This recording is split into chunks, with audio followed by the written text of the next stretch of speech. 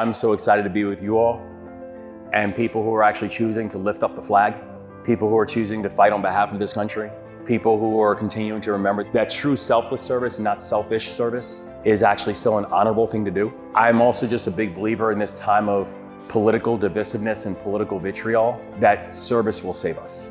It's going to be the thing that's actually going to cleanse the soul of this country, is when people choose to be true public servants and understand that this country is actually really worth fighting for. When I first walked on the Hopkins campus as a college junior, a second lieutenant in the United States Army Reserves, and someone who still at that point still did not fully understand the Army career that I was about to walk into.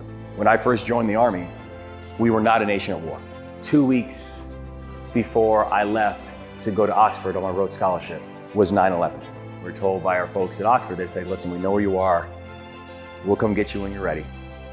Finish your schooling. A buddy of mine who actually I met at Johns Hopkins called me up as I was working in finance over in London. This is a guy who had actually, I think at that point, just finished his first deployment, was preparing for his second. A guy who at that time was Major Mike Fenzel, and who now is Lieutenant General Mike Fenzel. He said something to me that I thought was really important when he said, when are you gonna get in the fight? When are you gonna get in the fight? I joined the military when I was 17. I joined because of a commitment that I have to this country and the commitment that I have to the people that I serve with and the people I train with. And so that statement from Mike, it wasn't just important, in many ways it felt indicting.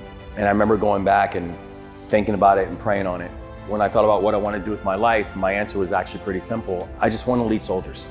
Got back in touch with him and I told him, I said, I think I'm ready to go and sign up and lead up. He was at that point the Deputy Brigade Commander for the 82nd Airborne. A little into their own deployment is when, after going through my training and all my advanced work, that I then headed over to Afghanistan to go link up with them.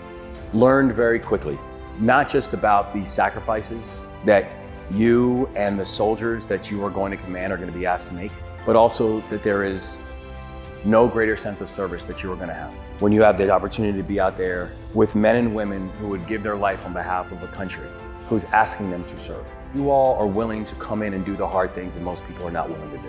And you're not doing it for glory. You're not doing it for fame. You're not doing it for big contracts. You're simply doing it with an expectation that the basic promises that this country makes to you, let's make sure that we honor them. It's why in this moment, I think there is a real level of frustration and why we need you all so badly.